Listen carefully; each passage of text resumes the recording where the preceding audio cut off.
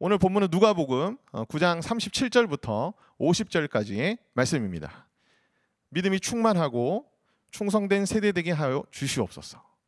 근데 이제 사실 이 워딩은 본문에는 없어요. 오늘 본문에는 이제 어떤 워딩이 있냐 하면은 예수님께서 제자들을 향해서 질책하는 표현이 있습니다. 믿음이 없고 패역한 세대요 라는 그런 예수님의 말씀이 오늘 본문에 나와 있는 가장 임팩트 있는 워딩이거든요. 근데 우리가 오늘 이 말씀을 함께 보면서 예수님의 그 질책과는 반대로 믿음이 충만하고 충성된 세대 되기를 소망하는 마음으로 우리가 오늘 누가복음 말씀을 함께 나누기를 원합니다. 자, 먼저 누가복음 9장 37절부터 40절까지의 말씀인데요. 자, 이튿날 산에서 내려오시니 큰 무리가 맞을세라고 이제 시작이 되고 있습니다. 자, 우리가 앞전에 강론 시간에 나눴던 본문 말씀의 주된 내용이 변화산 사건, 예수님의 용모가 변화되면서 동시에 엘리야와 모세가 나타나서 예수님과 함께 대화를 나누는 그 장면을 기록했던 3명의 제자들에 대한 이야기들을 한 달 전에 우리가 나눴습니다. 이제 그 다음에 나오는 이야기죠. 이튿날 산에서 내려오시니라고 얘기했기 때문에 이튿날 산에서라는 것은 이제 변화산 사건 이후의 다음 날이 되겠죠.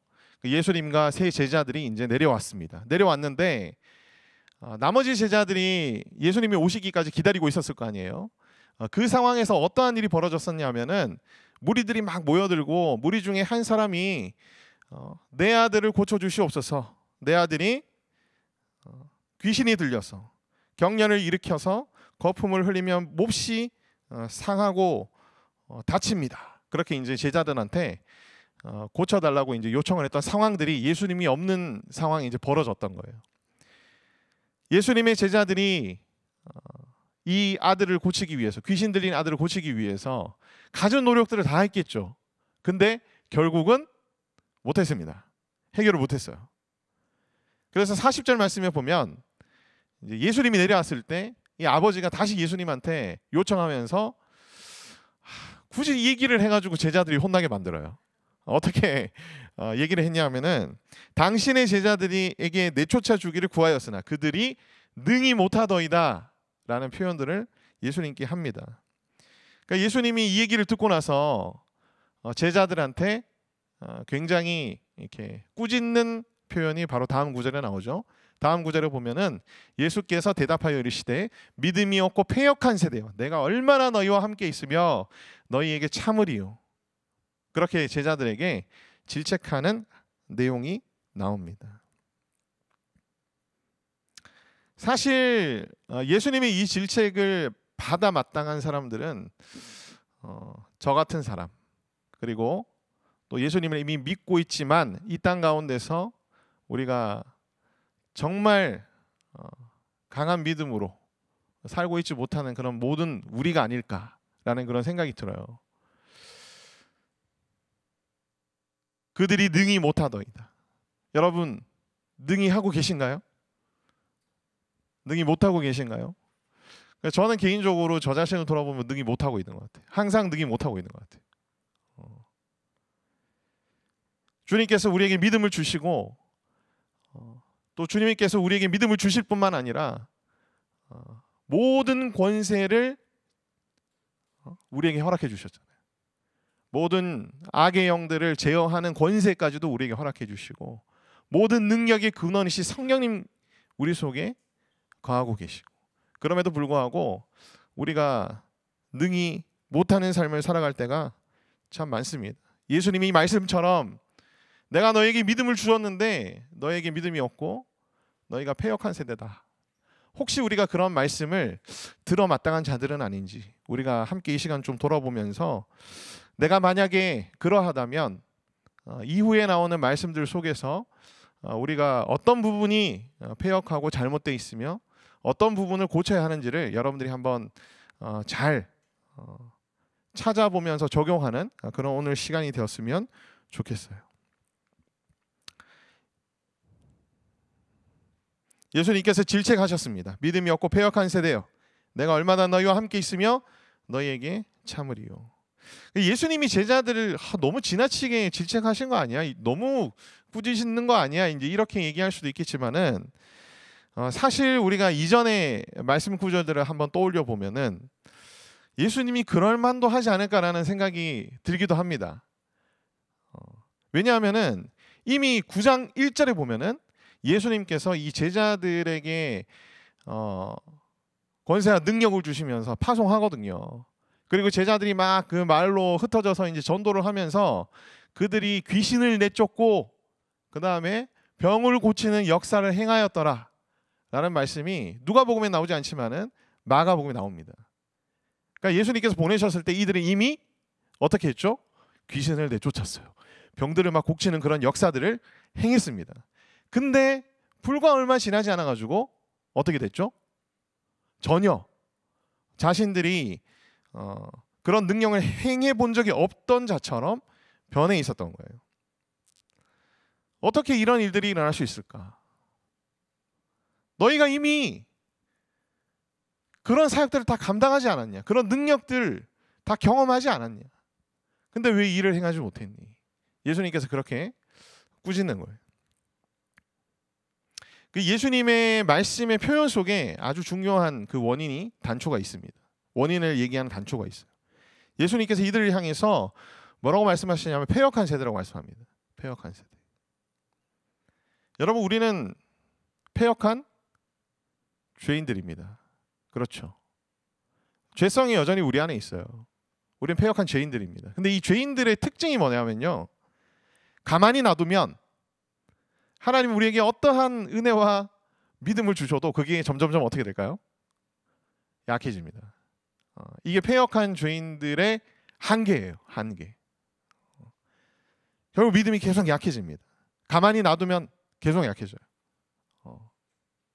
그래서 제일 어리석은 말 중에 하나가 뭐냐면은 난 예수님 믿으니까 그냥 혼자서 신앙생활 할래. 이게 제일 어리석은 말이에요. 자기 자신이 패역한 세대라는 것을 인지를 못하고 있는 거지. 자기 자신이 패역한 세대이기 때문에 어지간히 노력하지 않고서는 이 믿음이 유지되기가 힘들다는 사실 자체를 파악하고 있지 못하는 거예요. 예수님께서 왜 제자들을 향해서 또 패역한 세대라고 또 하셨을까? 믿음이 없고 패역한 세대라고 하셨을까?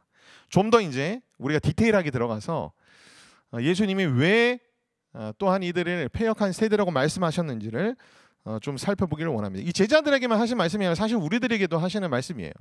우리들도 역시 마찬가지로 여전히 패역함을 가지고 있고 믿음이 약해지고 무너지고 하는 그런 존재들이기 때문에 우리들에게도 하시는 말씀이다 생각하고 같이 좀 패역한 자들, 믿음이 없고 패역한 자들 특징을 이제 살펴보기를 원하는데, 자, 이 특징을 우리가 살펴보기에 앞서서 마가복음 9장 14절부터 29절 말씀을 좀 살펴볼 필요가 있습니다.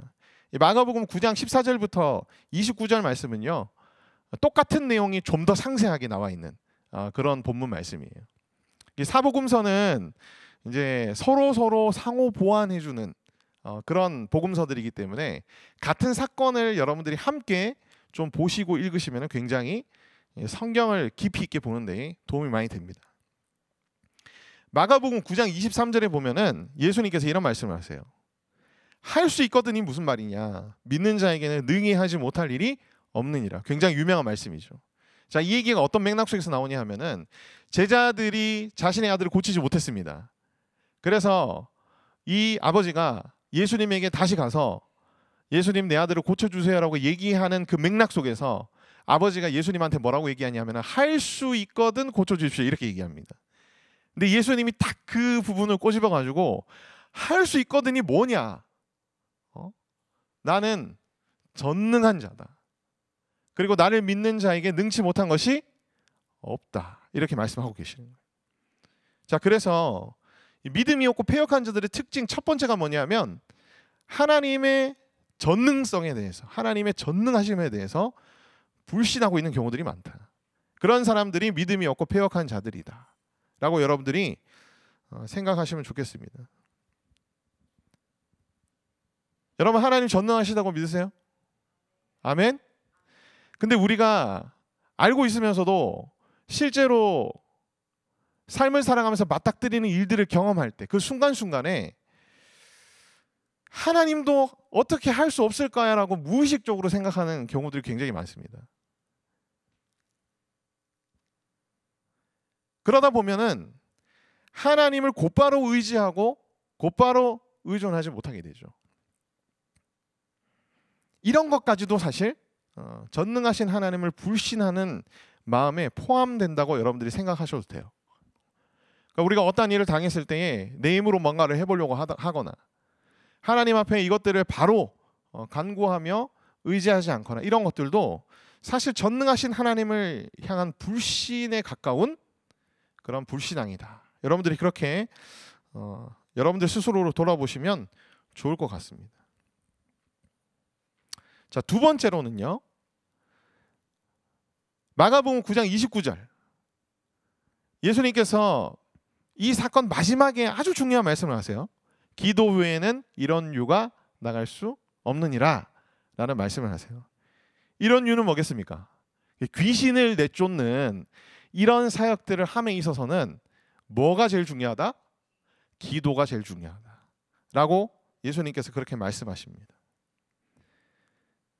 악한 영을 대적하며 싸울 때에 특히 믿음의 능력을 발휘하게 하는 우리의 신앙 행위가 뭐냐면 바로 기도예요. 기도. 오늘 예수님께서 그렇게 말씀하십니다. 아니 뭐 나는 뭐 귀신을 쫓아내고 귀신을 보고 귀신과 막 직접 이렇게 싸우고 뭐 할 건 아니니까 뭐 기도를 굳이 열심히 할 필요가 있을까라고 얼핏 우리가 생각할 수 있지만 성경에서는 우리가 항상 악한 영의 공격에 노출이 돼 있고 항상 악한 영과 싸우고 있다라고 얘기합니다. 그러니까 우리의 일상이 뭐예요? 악한 영들과의 영적 전쟁이라는 거예요. 에베소서 6장 12절 말씀에 이렇게 말씀하고 있습니다. 우리의 씨름은 혈과 육을 상대하는 것이 아니라 사탄의 세력인 통치자들과 권세자들과 이 어둠의 세상 주관자들과 하늘에 있는 악한 영들을 상대함이라 라고 말씀하고 계세요. 그러니까 영적 전쟁이 우리 일상입니다. 영적 전쟁이라는 일상에 놓여져 있는 그런 우리에게 있어서 여러분 기도는 얼마나 중요할까요? 기도합시다. 네, 열심히 기도합시다. 예수님께서 이렇게까지 얘기하셨으니까 우리가 다시 한번 무너졌던 기도의 재단들을 다시 쌓아가는 그런 우리들 되기를 소망합니다. 믿음을 유지시키고 믿음을 채우며 나아가서 믿음의 능력을 발휘하게 하는 것이 기도이다. 여러분 꼭 기억하시기를 바랍니다. 누가복음 43장부터 누가복음 9장 43절부터 45절까지의 말씀입니다. 자, 예수님이 이렇게 제자들이 고치지 못한 그 사람의 외아들을 예수님이 고치니까 사람들이 막 엄청나게 놀라죠. 와! 그러면서 사람들이 다 하나님의 위엄에 놀라니라. 그들이 다 그 하신 일을 놀랍게 여길생에 이때 예수님께서 제자들에게 말씀하세요. 이 말을 너희 귀에 담아두라. 인자가 장차 사람들의 손에 넘겨지리라 하시되. 그러니까 사람들이 막 하나님의 위엄이 나타나가지고 그 위엄에 놀라서 막 이 얘기 저 얘기 막 여러 가지 했겠죠. 우와 하면서. 근데 예수님께서 그들의 말들을 들으시면서 제자들에게 이 말을 너희 귀에 담아두라 라고 말씀하세요. 다시 말하면 놀란 사람들이 하는 말들을 너희들이 잘 기억해라. 인자가 장차 사람들의 손에 넘겨지리라. 다시 말하면 이들이 지금은 이렇게 나에 대해서 말하지만 곧 나를 죽이기 위해서 나를 넘겨줄 것이다 라고 예수님께서 말씀하세요. 그러니까 예수님이 자신이 죽으실 것, 순환당하며 십자가에 달려 죽으실 것을 이제 예고를 하신 장면이 바로 이제 오늘 본문 말씀입니다. 첫 번째로 이미 예고를 하셨어요. 지금 다시 두 번째로 누가복음에서 두 번째로 지금 예고하시는 그런 본문 말씀이세요. 제자들이 이 말씀을 들었을 때 무슨 의미인지 표면적으로는 알았을까요? 모르겠어요. 문자적으로는 예수님이 죽으실 수도 있겠구나. 예수님이 고난을 당하시겠구나. 표면적으로는 알았을 것입니다. 근데 45절 말씀에 보면 이렇게 성경이 기록하고 있어요. 그들이 이 말씀을 알지 못하니. 그래서 여기서 알지 못한다는 의미는 그 예수님의 말씀의 문자적인 의미를 모른다는 얘기가 아니라, 그죠? 그 이면에 있는 의미를 몰랐다는 것을 의미합니다. 예수님이 죽게 된다는 것은 표면적인 의미로서 알게 되지만 왜 메시아이신 예수님이 죽어야지? 죽으심에도 불구하고 메시아이신 예수님이 어떻게 승리하시는 거지? 어떻게 사람들을 구원하실 수 있는 거지? 그리고 왜 예수님은 다시 살아난다고 말씀하시는 거지? 왜 살아나셔야 하는 걸까? 이런 부분에 대해서 제자들은 전혀 무지했던 겁니다. 그러니까 예수님의 순환 예고의 그 문자적인 의미는 알고 있었지만은 그 이면의 의미들, 그 정말 하나님의 지혜와 계시, 놀라운 지혜와 계시에 해당되는 그 내용에 대해서는 전혀 모르고 있었던 거예요. 그래서 오늘 성경은 그들이 이 말씀을 알지 못했다라고 말합니다. 근데 그 다음에 문장이 우리를 굉장히 혼란에 빠뜨리죠. 이는 그들로 깨닫지 못하게 숨긴 바 되었음이라 라고 45절 중반부에 표현이 되어 있습니다. 깨닫지 못하게 숨긴 바 되었음이라. 그러니까 하나님께서 제자들이 깨닫지 못하도록 숨기셨다라고 그렇게 또 지금 성경에 기록이 되어 있어요. 제자들이 알지 못한 건 하나님께서 깨닫지 못하게 숨기셨기 때문인데 제자들 탓을 할 수 있어? 야, 하나님 책임이지. 이런 생각이 들게끔 하는 성경의 표현들이 종종종 나옵니다. 이런 부분들을 우리가 맞닥뜨릴 때마다 조금 혼란스럽긴 하지만은 사실 굉장히 중요한 엄청난 의미들이 지금 압축적으로 이 문장 안에 지금 들어가 있기 때문에 우리가 그것을 하나하나 좀 살펴보기를 원하는데요. 자, 결론적으로는 하나님의 절대 주권을 강조하는 표현이에요. 근데 이 하나님의 절대 주권을 강조하는 표현들이 인간적인 수준에서 인간적인 사고로 읽혀지면은 오해가 많이 생깁니다. 오해가 많이 생겨요. 자, 그래서 그 오해를 우리가 좀 불식시키면서 이 말씀의 의미를 좀 알기를 원하는데, 제자들이 무지한 것은 여러분 누구의 책임일까요? 제자들이 무지한 거는 제자들 자신의 책임이죠. 왜? 제자들은 죄인들이거든요. 죄인들이기 때문에 무지할 수밖에 없습니다. 하나님의 그 놀라운 지혜와 계시에 대해서 무지할 수밖에 없어요. 그래서 이 제자들의 무지는 자신의 죄로 기인된 것이지 하나님에게 책임이 있다고 얘기할 수가 없습니다. 성경과 선지자들의 예언들을 자신의 멋대로 왜곡해서 세속적인 메시아관을 정립하고 그것을 예수님에게 기대한 그들의 죄로 인해서 바로 무지했던 거죠. 하나님께서 숨기셨다는 표현은 그럼 뭘까? 깨닫지 못하다고 숨기셨다. 그들이 죄로 인해 무지에 계속 머물러 있도록 하나님께서 어떻게 하셨다는 거죠? 내버려 주셨다는 거예요. 그들이 깨닫도록 적극적으로 하나님께서 역사하지는 않으셨다는 겁니다. 만약에 하나님께서 적극적으로 역사하셨으면 그들은 깨달았을 거예요. 알게 됐을 겁니다. 그렇죠?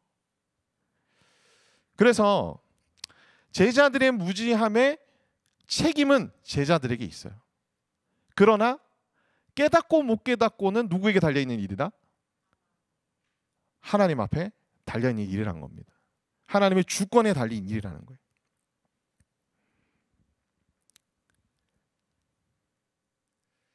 감춰져 있었으나 신약 시대의 백성들에게는 깨닫기를 원하며 노력하는 자들에게는 하나님께서는 이제 알게 해주시고 깨닫게 해주십니다. 구약보다 훨씬 더.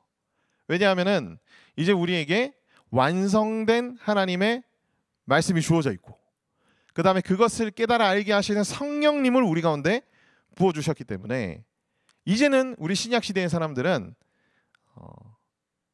뭐 하나님이 일부러 숨기고 그런 거 없어요. 우리가 알고자 하면 충분히 알 수 있는 그런 시대를 살아가고 있는 성도들이라고 여러분들이 생각하시면 되겠습니다. 근데 어쨌든 우리가 노력할 때 하나님께서 또 주권적으로 역사하셔서 우리가 더 알게끔 해주시는데, 고린도서 2장 12절 말씀 제가 읽어드릴게요. 우리가 세상의 영을 받지 아니하고 오직 하나님으로부터 온 영을 받았으니 이는 우리로 하여금 하나님께서 우리에게 은혜를 주신 것들을 알게 하려 하심이라. 그러니까 성령님이 우리로 하여금 알게 해주시는데 하나님이 우리가 알도록 하시기 위해서 성령님을 부어주셨다, 그렇게 얘기합니다. 에베소서 1장 17절 말씀, 우리 주 예수 그리스도의 하나님 영광의 아버지께서 지혜와 계시의 영을 너희에게 주사 하나님을 알게 하시고, 역시 마찬가지로 하나님을 알게 하시기 위해서 우리 주님께서는, 하나님께서는 지혜와 계시의 영이신 성령님을 우리에게 주셨다라고 얘기하고 있어요. 그러니까 지금 시대의 우리들은 알고자 노력하면 깨닫고 알 수 있는 자들이다. 근데 우리가 여전히 무지하다면 사실 이 당시의 제자들에게 혼나는 것보다 더 많이 혼나야 되겠죠. 우리에게는 이 당시의 제자들보다 훨씬 더 좋은 조건을 가지고 있는 자들인데도 불구하고 여전히 무지에 머물러 있다면 우리 사실 더 혼나야 돼요. 아주 혼나야 됩니다. 아주 혼나야 돼요. 여러분들이 성경과 성령님에 의해서 더욱더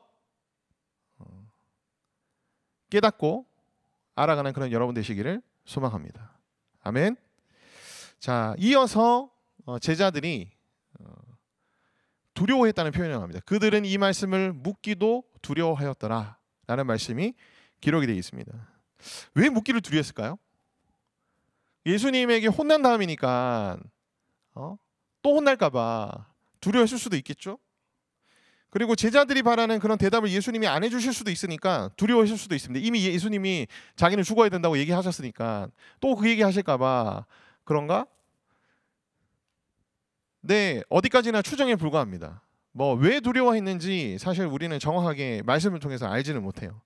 다만 우리가 이 45절 뒷부분의 말씀을 통해서 정확하게 알 수 있는 건 이들이 두려워서 묻지 않았다는 겁니다. 묻지 않았다는 게 중요해요. 무지했는데 묻지 않았습니다. 알고 깨닫지 못했는데, 알지도 못하고 깨닫지 못했는데 묻지 않았다는 거예요. 이것이 오늘 성경이 우리에게 얘기하는 가장 경계해야 될 그런 모습이라는 겁니다. 여러분, 무지한 건 죄가 아니에요. 근데 뭐가 죄입니까? 묻지 않는 게 죄입니다. 알려고 하지 않는 게 죄예요. 깨달으려고 시도하지 않는 게, 노력하지 않는 게 죄입니다.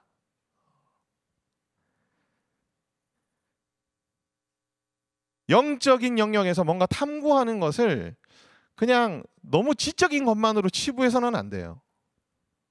우리가 알아가려면 거기에 성령님이 역사하지 않고는 알아갈 수가 없거든요. 그러니까 이게 지적인 자극만 있는 게 아니야. 영적인 역사가 없으면 우리가 절대 무지를 벗어날 수가 없거든요. 알지도 못하면서 두려움을 핑계로 묻지도 않는 제자들이야말로 믿음이 없고 패역한 자들의 모습입니다. 지금 우리 세대의 모습이기도 합니다. 지금 우리 한국교회의 모습일 수도 있습니다. 진리와 말씀을 깨달아 알기를 간절히 소망합시다. 깨닫고 알기 위해서 할 수 있는 모든 노력들을 여러분들이 행하시기를 바랍니다. 아멘. 근데 이 시간에 여기 오신 분들 정도면 제가 볼 때는 알려고 노력하신 분들인 것 같아요. 축복합니다, 여러분. 네. 자, 46절부터 48절에는 누가 크냐라고 제자들이 서로 다투었던 내용들이 등장합니다. 다른 사람들보다 더 높아지고 싶은 거죠. 내가 저 사람보다 더 존귀한 존재가 되고 싶은 겁니다. 그래서 다투는 거예요. 예수님이 그것을 아셨습니다. 그래서 예수님이 어린아이 한 명을 데리고 오세요. 그리고 옆에 세우시고 이렇게 말씀합니다. 누구든지 내 이름으로 이런 어린아이를 영접하면 곧 나를 영접하며 누구든지 나를 영접하면 곧 나를 보내신 이를 영접함이니라. 너희 모든 사람 중에 가장 작은 자가 큰 자니라 라고 예수님께서 말씀합니다. 그러니까 이 당시에는 사실 지금이랑 좀 다르기 때문에 어린아이들이 굉장히 낮고 하찮은 존재로 여겨지는 그런 대상이었어요. 그 어린아이를 영접하라고요? 그럼 이 당시의 사고방식으로는 좀 말이 안 되는 그런 얘기였죠. 그러니까 이 어린아이를 영접하라는 예수님 말씀이 무엇을 의미하냐면은 가장 낮고 하찮은 존재를 자신보다 높여라는 얘기입니다. 자신보다 존귀한 존재로 여기라는 얘기예요. 그 정도의 겸손을 너희가 가진 자가 되어야 하나님 나라에서 어떤 자다? 큰 자가 될 수 있다고 예수님께서는 그렇게 말씀합니다. 그렇다면 어린아이를 영접하면 곧 나를 영접하며 나를 영접하면 곧 나를 보내신 이를 영접함이라는 말씀은 뭘까요? 어린아이 영접하는 거랑 예수님을 영접하는 거랑 하나님을 영접하는 게 다 동일한 것이다 라고 예수님께서 말씀하잖아요. 가장 인간들 중에서도 가장 낮고 하찮은 존재가 어린아이인데 그 어린아이보다 자신을 더 낮게 여기는 자들, 하찮게 여기는 자들, 그런 사람들, 어떻게 그런 사람들이 될 수 있을까요? 한 가지밖에 없습니다. 한 가지 방법밖에 없어요.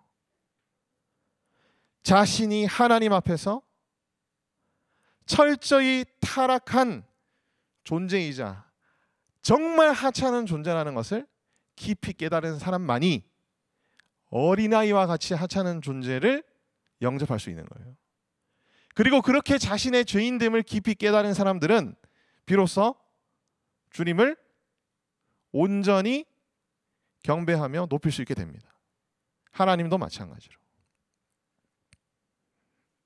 따라서 우리가 하나님 나라에서 큰 자들이 되기 위해서는, 그리고 믿음이 충만하며 충성된 자가 되기 위해서는 내가 얼마나 죄인인지를 깊이 깨달아 알아야 됩니다. 타인과 비교할 필요도 없이 내가 하나님 앞에서 정말 낮고 천한 존재라는 것을 깊이 인식할 때에 여러분, 우리는 비로소 온전한 예배자가 될 수 있다는 것을 꼭 기억하시기를 바랍니다. 자, 49절에서 50절 말씀. 자, 어떤 사람이 예수님의 이름으로 귀신을 내쫓고 있었어요. 제자였던 요한이 보고 금지시킵니다. 왜요? 너는 우리와 함께 다니는 자가 아니잖아. 예수님과 함께 다니는 제자들에 포함되지도 않잖아. 너 하지 마. 예수님께서 이렇게 말씀하세요. 금하지 말라. 너희를 반대하지 않는 자는 너희를 위하는 자니라 라고 말씀하십니다. 요한이 금하려 했던 표면적인 이유는 우리와 함께 예수님을 따르는 무리가 아니었기 때문이죠. 근데 근본적인 이유가 있어요. 요한의 마음속에는 파벌주의라는 그런 마음이 깔려 있는 것 같습니다. 우리 무리가 아니면 안 돼. 따돌리는 거죠. 하나님이 주신 은혜를 자신의 권리로 생각하고 있습니다. 제가 요즘 이제 사춘기 아이들을 키우고 있다 보니 셋 다 이제 사춘기에 들어가가지고 정말 너무 힘들어요. 아이들에게 이제 용돈을 줍니다. 그 아이들이 사고 싶은 게 있겠죠. 근데 너무 제가 볼 때는 돈을 허투루 쓰는 것 같아. 뭐 올리브영 가가지고 그렇게 많이 써. 그래가지고 뭐라고 하잖아요. 그럼 아이들 뭐라는 줄 아세요? 내 돈인데 왜? 내 마음대로 쓰는데 왜? 부모님의 은혜로 준 용돈을 지금 뭐라고 생각하는 거예요? 자신의 권리로 생각하는 거야. 근데 우리도 그럴 때 많이 있지 않습니까?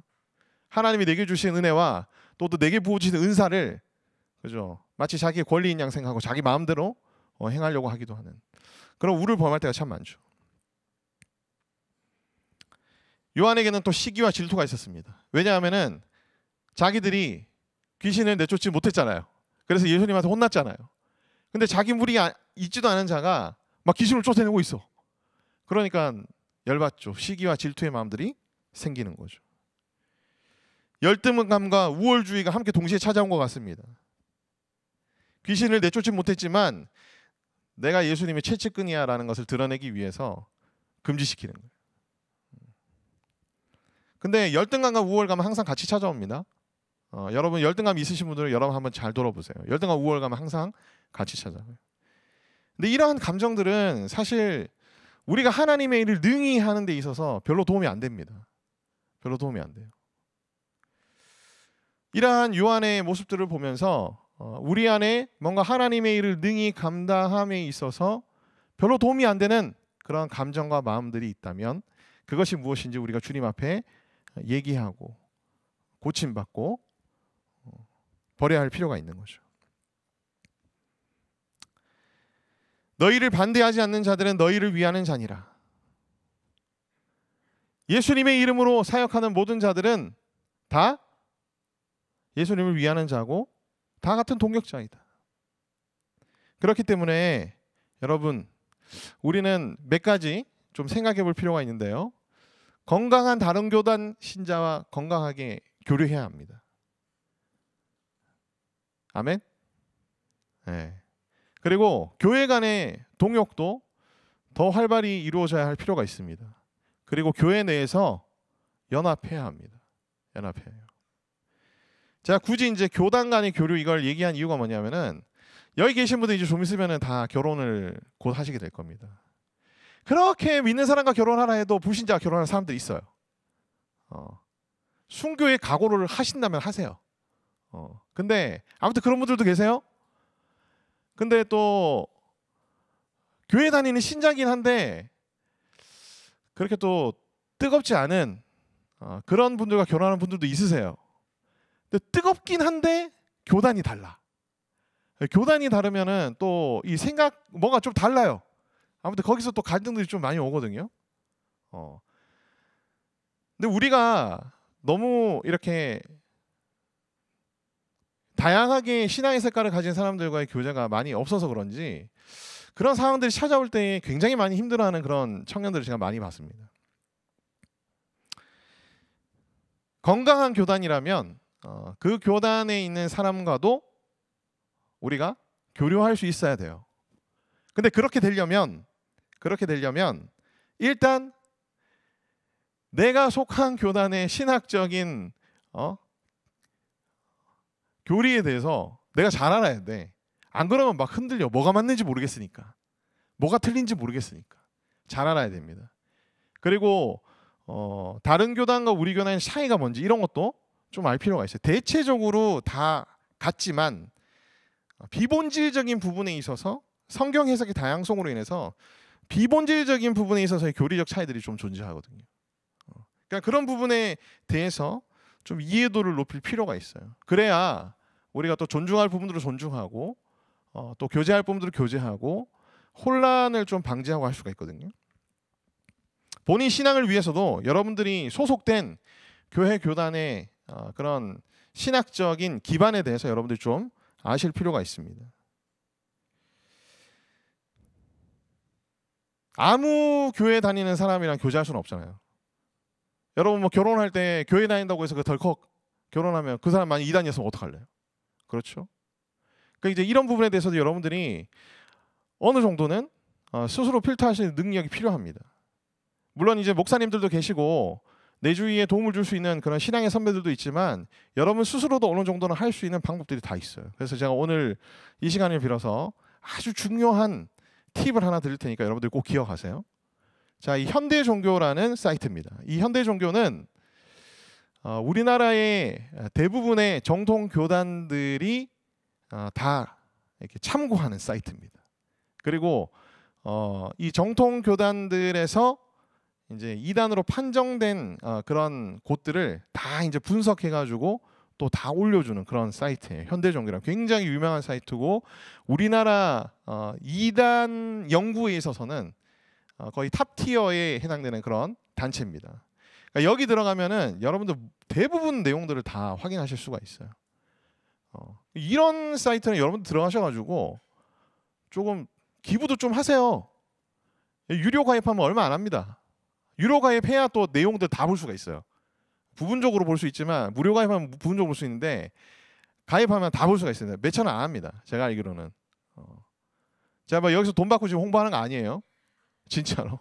근데 저도 제 제자들이나 누군가가 뭐 이런 교회 이런 목사님 좀 뭔가 네이버 찾아보니까 말들이 있긴 한데 이단이 아니에요 물어보면은 제가 어떻게 합니까?